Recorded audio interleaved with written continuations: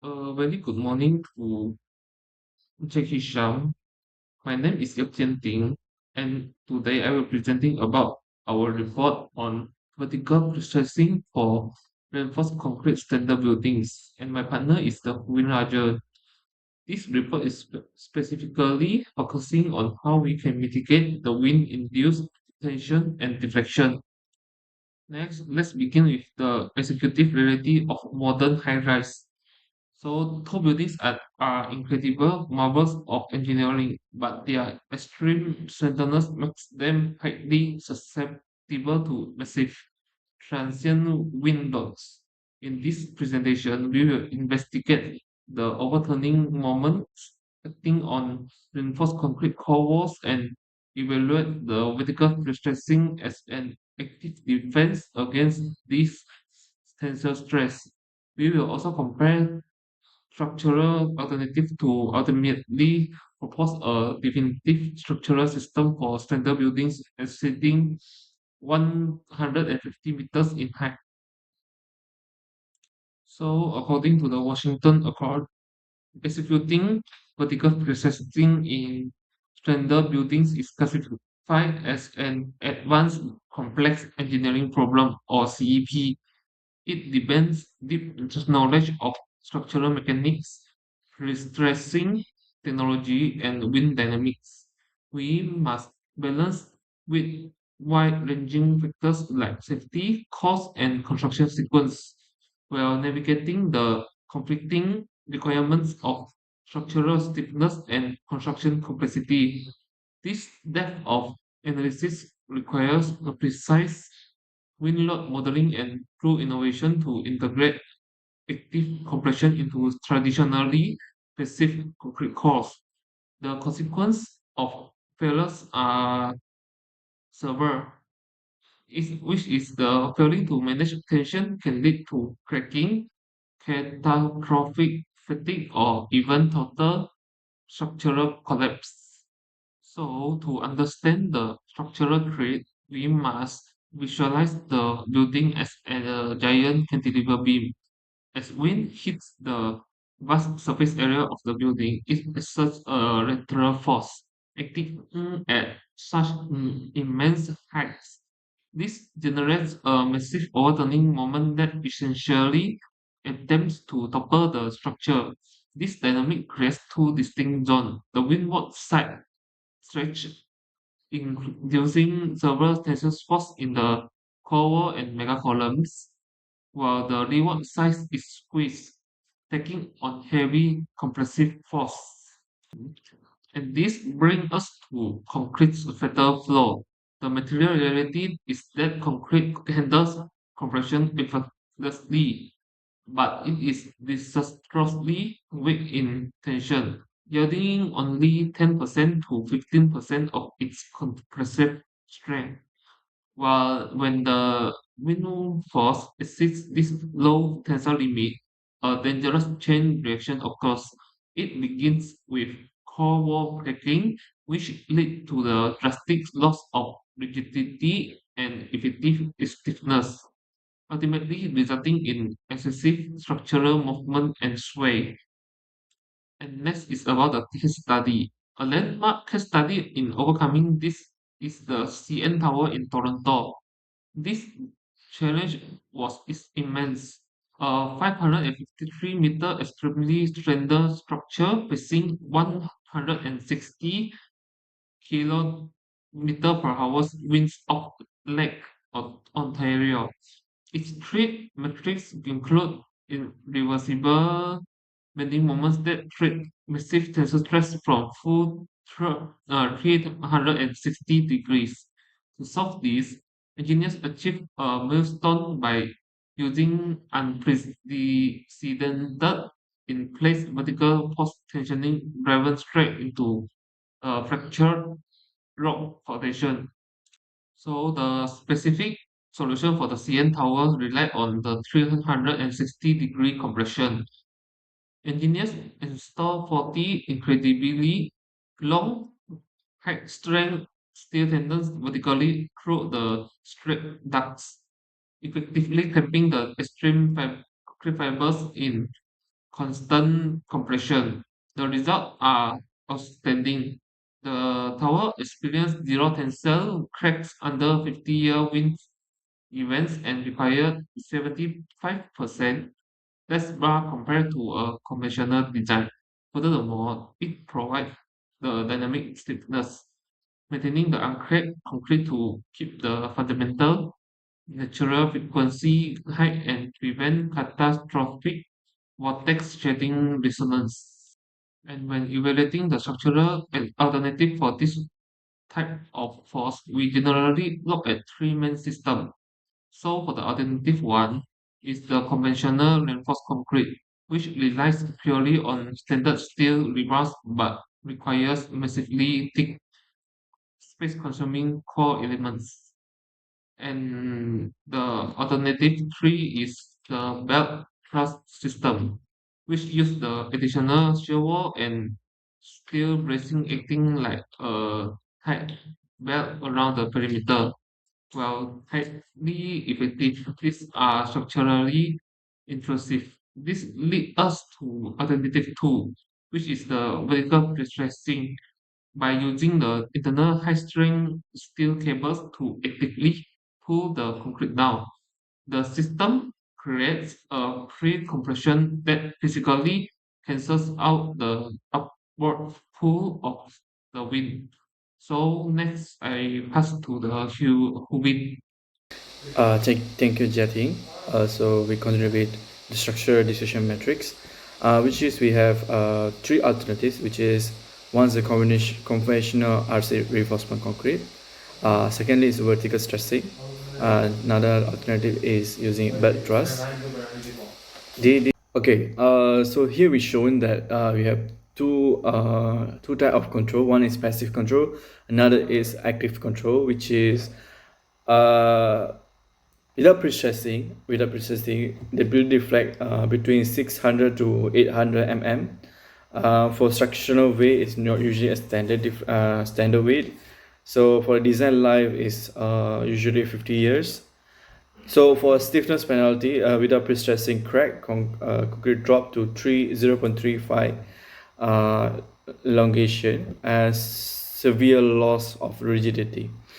For with vertical pre-stress, it actually can the building deflection is minimized to 400 to 500 mm, and the structural weight can reduce below 20 percent.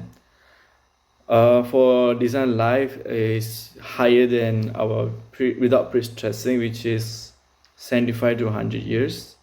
So on integrity means by strength wise, the maintain for full uncurved structure rigidity is more likely withstand its load compared to without pre-stressing. For mechanics of pre-compressions, superposition of stresses, here we shown that we had two type of stresses happening. So it will become what kind of difference that. For example, here we're showing that we have uniform pre-compression, so which is compressed, and secondly is happens on bending stress, which is the way it's bent. So which is uh, both are in pre-stress condition. So both compression and bending stress will be minimized or more to zero tension. So here we're showing in the slide. Then the secret weapon actually is before the wind even hits, the building is clamped under a massive uniform compression. So that's helped the building uh, to bend over. To it's not to bend over, it's to be withstand the bending of the pressure of the from the wind. The synthesis is when the wind includes tensile strength stress, it's merely reduce the pre-existing squeeze. The net stress across the entire building core remains secure.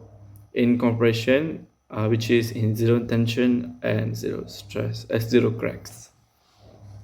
So here is shown the proposed specification for our structure, which is our CN tower. So our system is post-tension unbound vertical tendons. For the material, we're using 186, so 1860 megapascal, which is a highly in tensile strength. For the dimension, 152 millimeter diameter of per tendon, and for each tendon, the density is 32 to 48 for mega columns. For target stress is initially pre-stress until 75% ultimate strength. For final output is yielding effective clamping force of 1145 megapascal. So here we're diagnosing for pre-stress losses, which is the tendon force decrease over time due to thermodynamic and mechanical realities. For example, here is shown that initial processing for 100% is remain same, no changes. After friction, after 20% is become 20% friction loss, which is 5 to 8%. Is after that we have concrete creep in is approximately 4 to 6%, and which is we're using a mixed concrete of CE40 and 50. And then we have happened that concrete shrinkage, which is 3 to 4%. We have elastic shortening 2 to 3%, and anchorage slip 1 to 2%. So after these losses, we have effective pre-stress force until 82% remaining. So which is it can maintain the building integrity below 18%. So for our construction sequence, showing here that rising from the ground. So from the phase one is we prepare the rough, and we prepare the tendon duct and anchoring into the foundation. Second phase is we have having a sling forming, which we are making a formwork between all the columns, and construct a core wall to insert tendon once concrete reaches 1/3 design strength, which is a quarter strength. And then our third phase is partially tensioning. So we try to pull out the steel reinforcement bar. So firstly we make it under 50% of capacity to control early low level deflection as the building rises. The fourth phase is finally lock in, which is completely building structure, execute 100% final pre-stress operation, and permanently seal and ground the tender system, which means we will 100% control, and we will seal it and ground it to always have the tension on the structure. We shown sketches, which is the risk control life cycle. Before construction, the prevention is beam coordination for clash detection and strict material inspection to prevent tendon breakage. Then we conduct a construction, so means it's execution, right? So we establish a strict inclusion, utilize calibrate hydraulic jack to prevent tendon snapping or over pre-stressing. So this is we have to conduct it, which is we have to maintain the optimum speed level to maintain because when we pre-stress this reinforcement bar, the usage of hydraulic jet, we have to be very careful because of it can snap off and it can risk the workers there, and also it can affect the structure overall. Then we will after construction, we're having a phase that installing active corrosion protection system, which means when a steel bar can be corrode, most corrode, so we have to be precautious on the steel bar. Then we have to be embed long-term structural health monitoring sensors to track vibration and pre-stress loss over decades. So this is a long run, which is we have to monitor the structure, since not every structure is perfect, and we have to be monitored every time to maintain the structure integrity. For sustainable ROI, stakeholder impacts. So reduction of reinforcement bar over 20 to 25%. So we use the metric in efficient way. For structure life cycle, from 50 years we increase to 75 to 100 years, which is a good improvement and it's a good investment for the stakeholders. So the win-win case is massively reduce long-term maintenance and repair cost. So for the occupants is they have a highly comfort even during severe weather.